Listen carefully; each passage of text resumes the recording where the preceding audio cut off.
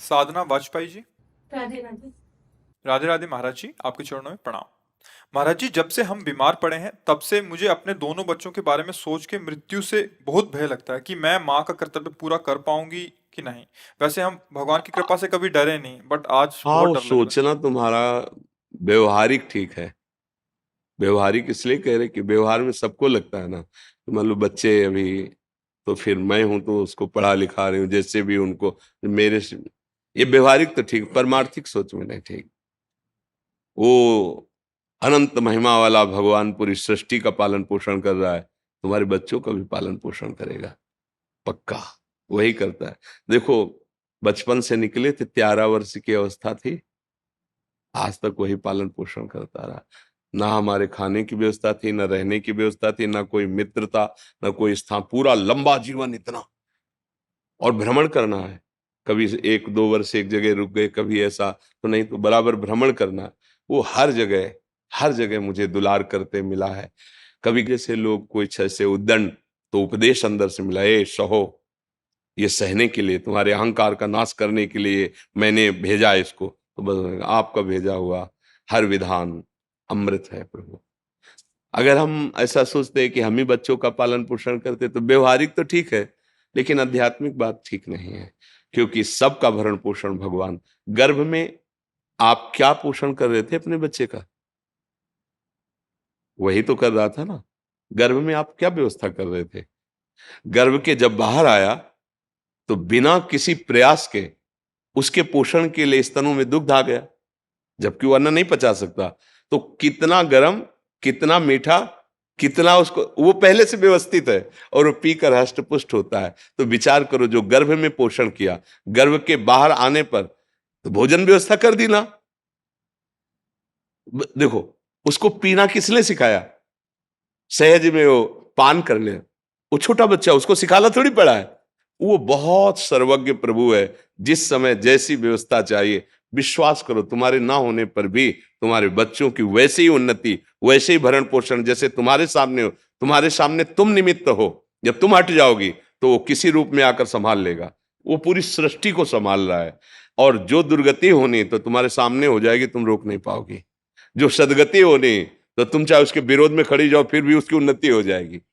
हम कई बार ये दृष्टांत सुना चुके हैं। एक सोझा जी नाम के गृहस्थ थे, उनका चरित्र है भक्तमाल जी में। वो महाभागवत थे। उनका ब्याह हुआ, पत्नी हुई, एक संतान हुई।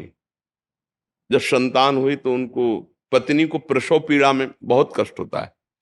उसका रोना चिल्लाना ये सब सुन करके जब प्रसव हो गया, बच्चा कुछ समय का हो गया, तो उनका जीवन में दोबारा मैं गर्भ धारण करने की चेष्टा नहीं करूंगा, क्योंकि बहुत कष्ट होता है।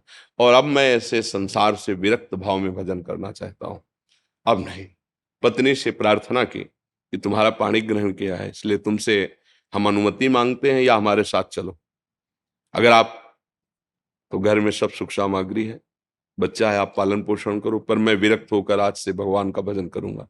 यदि आप कहती हो कि पाणी ग्रहण किया तो हमारे हाथ में हाथ मिलाओ, चलो, जैसे मैं रहूंगा वैसे रहना होगा, पर साथ में कुछ नहीं, कोई नहीं, और भजन करना होगा। तो उन्होंने कहा, मैं आपके बिना तो रह ही नहीं सकती, आपके साथ चलूंगी। तो चली। जब गांव के बाहर निकली, जंगल में पहुंची, तो देखा थोड़ा धीमी चाल है। तो उनका, जल्दी से आओ ना, तो देखा गोद में बच्चा है। तो पलट उनका कहा था कि हमारे साथ अन्य कोई नहीं चलेगा, सिर्फ आपकी अनुमति है, आप बच्चा ले। तो बोले, नवजात शिशु, इसको कहाँ छोड़े, इसको कौन पालन पोषण करेगा? तो उन्होंने कहा, सब जीव जंतुओं का पालन पोषण करता है, वही भगवान करेगा। या तो वापस हो जाओ, या बच्चा यहीं छोड़ दो। वो कैसे छोड़, उनका भगवान का भरोसा, छोड़ यहीं बच्चा या वापस जा। वो महाभागवत थे, पर पत्नी अपने पति को भगवान मानती थी। छोड़ दिया बच्चा वहां। 12 वर्ष तक भजन साधन, एकांत तीर्थों में भ्रमण। जब उन्होंने अपनी पत्नी की तरफ देखा तो उसको एकांत में बार बार क्या हुआ होगा मेरे बच्चे का। तो उनका, चलो, आज तुम्हारे अंदर जो बार बार एक प्रश्न रहता है उसका उत्तर दिला देते हैं। अपने गांव में आए, बाहर बैठ गए। तो 12 वर्ष में दाढ़ी बाल ऐसे तो कोई पहचान नहीं। तो उन्होंने पूछा कि यहाँ तुम्हारे गांव में एक सोजा जी थे, सुना वो संत बन गए, तो उनके कोई संतान थी, क्या हुआ आपको पता है? तो उनका, अरे भाई, उनके भाग्य क्या कहने, सोझा जी को जब जाते हुए सुना तो यहाँ का जो राजा था वो बड़ी श्रद्धा रखता था, तो उसने घुड़सवार दौड़ाए। सोझा जी तो मिले नहीं, लेकिन उनका लड़का मिल गया जंगल में, उसको उन्होंने रख लिया। उनके कोई लड़का नहीं था, तो अब युवराज पद पर वो है। बोले अच्छा अच्छा अच्छा, और वापस हो गए। पत्नी इसका देखा, घर में रहते तो हम गरीब किसान थे, लड़के को क्या बना पाते, लेकिन भगवान के हुए तो क्या बना, युवराज, और आगे चलकर वही राजा बनेगा। आप चिंता मत कर, चुपचाप भजन कर। ना कोई जंगली पशु पक्षी खा पाया बच्चे को, ना कोई हानि पहुंची, और अरे सर्व रक्षक भगवान, भरोसा भगवान का। तो तुम माँ हो, तुम्हारा सोचना ऐसा ठीक ही है, पर वो मोह के कारण। भगवान विश्व के माता पिता, तुमेव माता च पिता तुम, वो विश्व का पोषण कर रहे हैं। देखो पशु पक्षियों का, कितने सुंदर सुंदर पक्षी, और जंगल में रहते हैं, हष्ट पुष्ट रहते हैं, कोई उनकी दवा करने वाला नहीं। रहीमन बहु भेषज करत, ब्याज न छाणत साथ, खग मृग बसत अरोग, हरि अनाथ के नाथ। उनकी कौन दवा करता है, कौन भोजन, सब हष्ट पुष्ट स्वस्थ। भगवान पूरे विश्व का भरण पोषण करते हैं, आपकी संतान का भी भरण पोषण करेंगे। इस बात से डरो मत, भजन परायण रहो। जब तक श्वास है तब तक उनकी सेवा करते रहो, नहीं तुम्हारी जहां तक सेवा संपूर्ण भगवान के चरणों में समर्पित कर दो। प्रभु अब आप देखना, हम तो आपके विधान के अनुसार जा रहे हैं, लेकिन ये जो सेवा है आप संभालना, भगवान संभाल लेंगे।